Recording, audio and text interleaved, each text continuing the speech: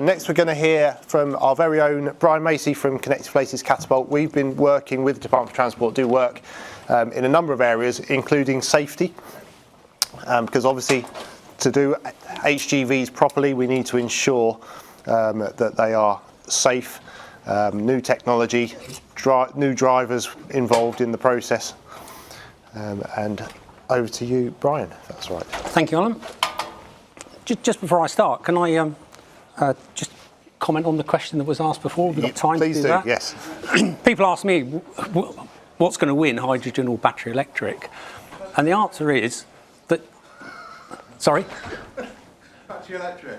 Well, the answer is they're not in competition with each other. They are really trying to solve two different problems. So one of the things that we've been looking at is a hierarchy of how difficult it is to decarbonise transport. And you start at the top of it and say, can you do it with an electric vehicle that always goes back to base? And if the answer is yes, then why would you go any further than that? Then you say, well, but I can't quite do all my operation back to base, so can I just do it with a top-up on the way? And you say, yeah, perhaps I can. And so that becomes your next option. But you work down these things, and it's only when you get to the bottom and say, I really can't do it with a battery electric, then I need to think about hydrogen as a range extender. But you've got to work down this hierarchy. You can't just go, is it hydrogen or is it battery electric? You've got to work logically through your operations and find out what works best. And one of the key points which is going to decide whether we actually invest in hydrogen or not is whether megawatt charging works for trucks. And to me, that's if we can get megawatt charging to work for trucks, it's hard to see why you would put hydrogen infrastructure in. So, just to sort of pick up on your question, we are looking at it and we are trying to work through it logically rather than just say, is it this or is it that? Sorry. That's all right, mate. We digress for a bit. You've got 8 minutes left. Right. I've really come to talk to you about safe and secure refuelling and recharging. So it's been highlighted for HGVs that the safe refuelling or recharging could be a barrier to the successful transition to net zero. So before I dive into that, how many of you have fueled a conventional vehicle? How many of you are drivers that regularly fill up? Can you have a show of hands? Yeah, almost everybody. Have you ever felt unsafe doing that? One lady there is nodding. Yeah, what made you feel unsafe? Well, it is flammable. It is if it's petrol, yeah. So, but generally, do you feel? And if you felt unsafe, why did you go back and do it again? I didn't have an option. But generally we take it for granted that we're going to go in, we're going to fill up with petrol or diesel, and we're going to come away and nothing bad will happen. And the reason for that is that it's a massive amount of work which goes on behind the scenes to make sure that your experience is safe. And some of that has been through design, but a lot of it has been through fixing problems that happened in the past. So,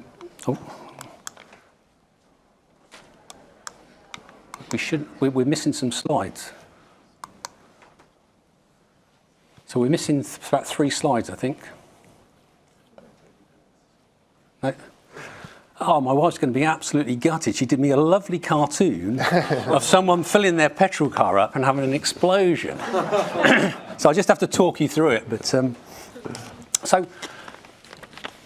Just inside the tank, the mixture is too rich to burn.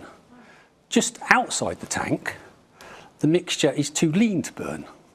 But just around where you put the nozzle in, it's just right. So if you're going to have an explosion, it's right just there. And the thing that ignites it is static electricity from us moving about. So as we move around, we generate static electricity. And when we go to grip the nozzle, bang. So in the UK, you are not allowed to have locking nozzles. If you fill up your car, you have to hold the nozzle and hold it in. That's a control measure. That's been designed by the industry to keep you safe. Because if you're gripping the nozzle and holding it in, the static electricity is now dissipated, and so the source of ignition is removed. So as you move around I'm not going to go into any more examples, but as you look around a refuelling station, there are loads and loads of safety things which everyone takes for granted. But the industry continually looks at these and brings out new standards, new codes to make sure that when you come to do it, it is safe. Now, we don't want to, when we look at, in this new world with battery electric and hydrogen, we don't want to go and write new standards based on someone having an accident and having to fix it.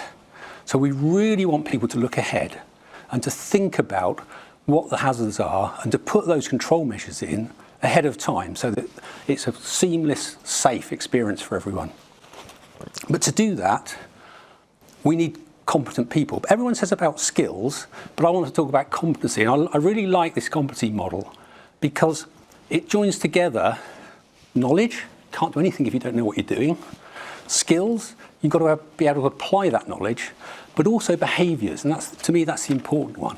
So when we look at behaviours, it's what's driving a bad decision. So if you get put in a difficult situation because someone's made a previous bad decision, you end up making another bad decision because your behaviours are bad.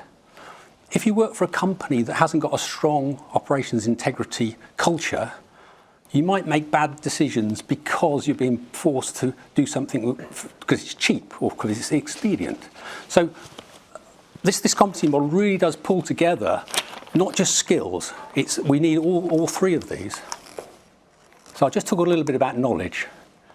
So this is a page from a recent report we're just about to publish, where my colleagues and I at CPC have been looking at what's out there. So we really know a lot about hydrogen and battery electric.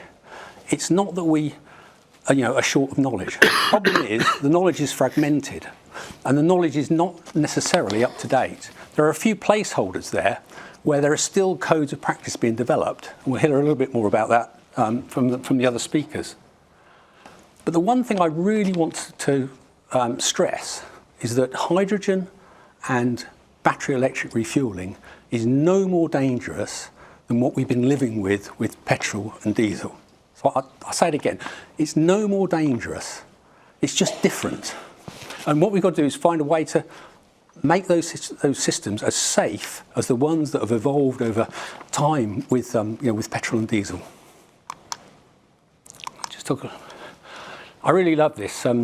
Secret to getting this right is to do really good risk assessments. And this was Sir Ranulph Fiennes there. He's a polar explorer. And I heard this on a radio programme of his, must have been about 20 years ago. And after someone was asking him about what do you do to keep yourself safe when you're trekking across the North Pole. And he said, never take your body to a place you've not already been to in your mind. And to me, that sums up what risk assessment's all about. Is you're trying to think about not what you plan to happen, but all the things that might happen. What happens if it goes wrong? And so when we're looking at skills, I've got a few more here. So I've actually said quantitative risk assessment. Because this is a new industry, a lot of the calculations have not been done yet. So we can't just do a risk assessment. You'll do a quantitative risk assessment where you actually go out and model what's likely to go wrong. How do you set separation distances, say from a hydrogen plant to a school? Something might go bang here. You can't go and look that up anywhere. You've got to actually go and do the modelling. How far would this, would a pressure wave go if this was to go up? Do I need to build a wall here? So we've got to build these skills in. Obviously, engineering and design skills. We need those not only in the deployment industry, but also in the regulators. I was talking to a chap from the HSE a few weeks ago, and he said they really need to catch up and they need to train their people in time so that they can go and be effective regulators for if a hydrogen facility goes in or if a big battery electric facility goes in. Hazard identification, so that when something has been built, you go and have a look at it. You don't rely on the design, you actually go and say, right, how does this work? Will it work in practice? Will anyone get hurt using this facility? And a thing called LOPA, I don't know if you've come across this, so this is called layers of protection analysis. So you don't just put one control measure in, you say, what happens if that control measure fails? I need to put several control measures in so that if the first one fails, the second one catches you. I'll just talk a little bit about behaviours.